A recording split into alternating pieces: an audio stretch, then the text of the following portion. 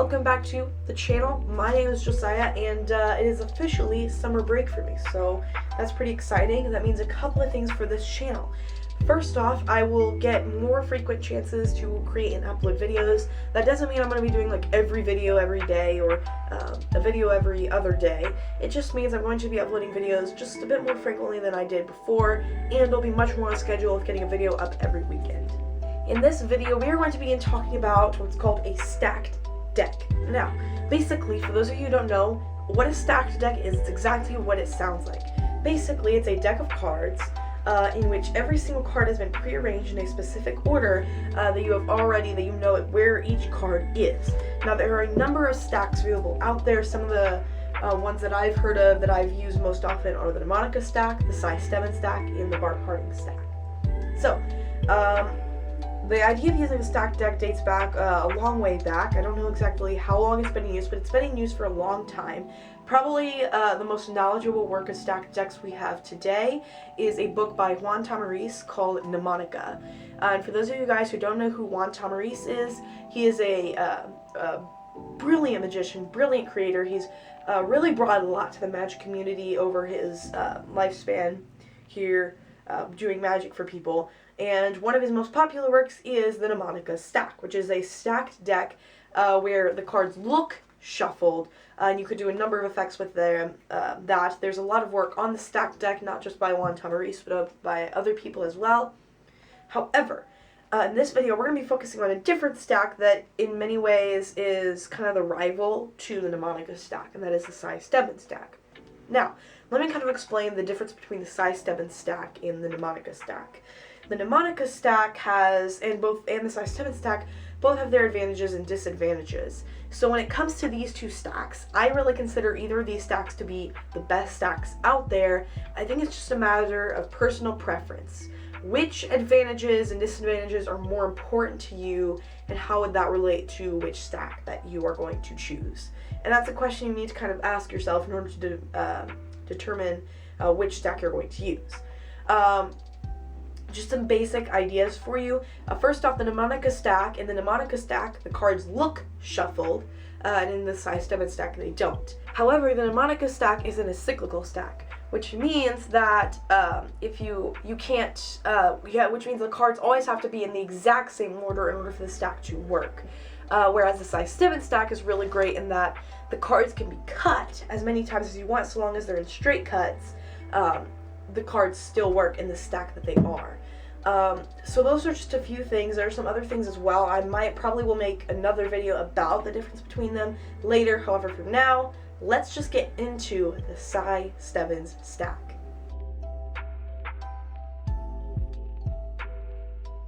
Now, the Si Stebbins stack is a stack that was created by a magician who goes by the name of Si Stebbins, obviously, and it is a stack in which all of the cards go up in value by 3. For example, it goes ace, then 4, then 7, then 10, so on and so forth. The cards just go up in value 3.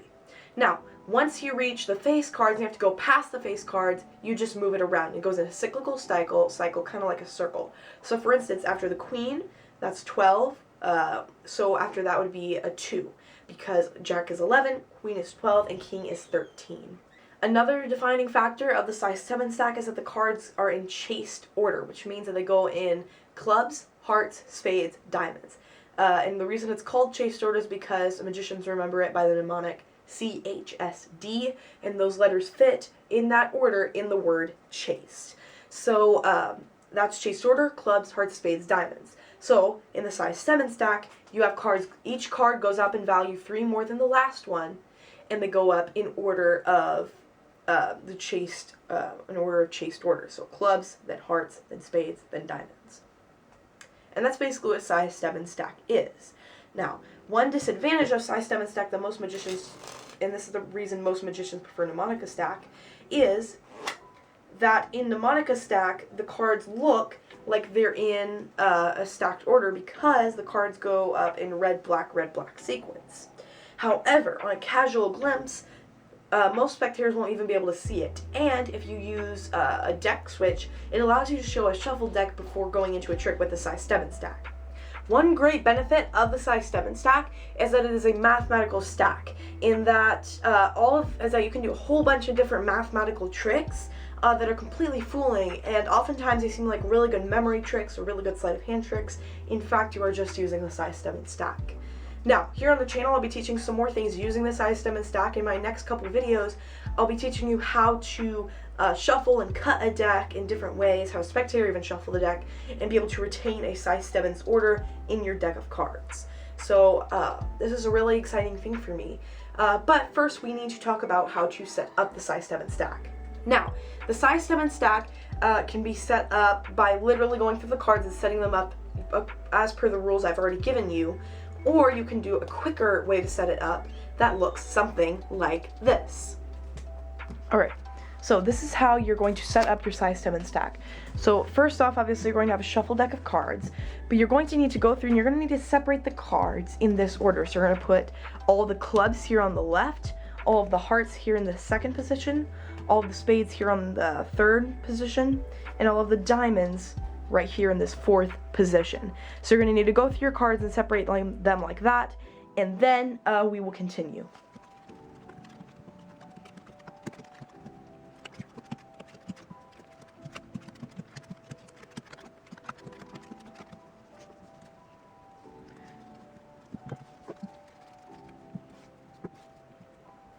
Alright, so after you do this for a while, you'll be able to get pretty quick at it. But once you've gotten the cards separated into these piles, you need to go through each pile and you need to set it up like this.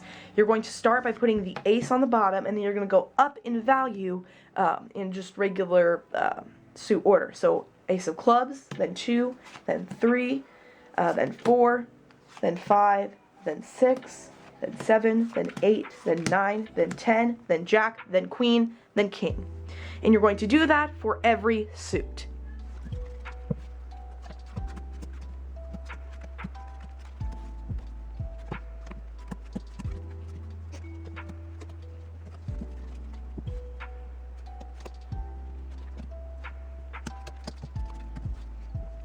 Alright, once you've completed that, now you need to do this. You're going to go over to the clubs pile, and you're going to take the ace from the bottom of that pile and move it to the top.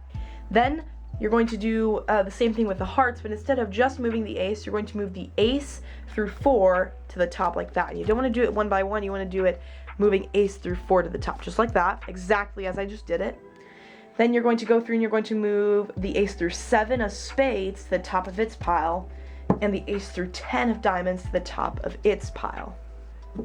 And from here, all you have to do is gather up the cards one by one, going from left to right through the piles. So you begin by putting an ace, then a heart, then the spade, then the diamond from the top of the pile. You do that again,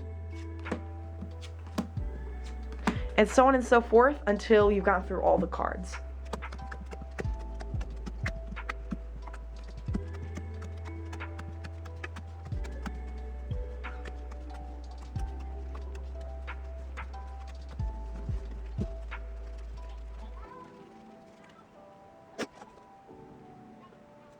And then, once you have that done, you should now have a deck that has been set up in the Si Stebbins order, where each of the cards go up in value by 3, and the suits go up clubs, hearts, spades, diamonds in that chased order, and they alternate red, black, all the way through the deck. If you've done it correctly, the top card should now be the ace of clubs, and the bottom card should be the jack of diamonds.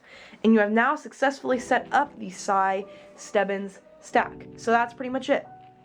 Alright, and that's pretty much it. Hopefully you enjoyed it. I know it was kind of a short video, but this is just an introduction to the Si Stebbins stack for future reference. And don't worry if it seems kind of overwhelming right now. We'll continue to go over it in more depth as we move forward. So I can't wait to see you in the next video, which should hopefully come sometime soon.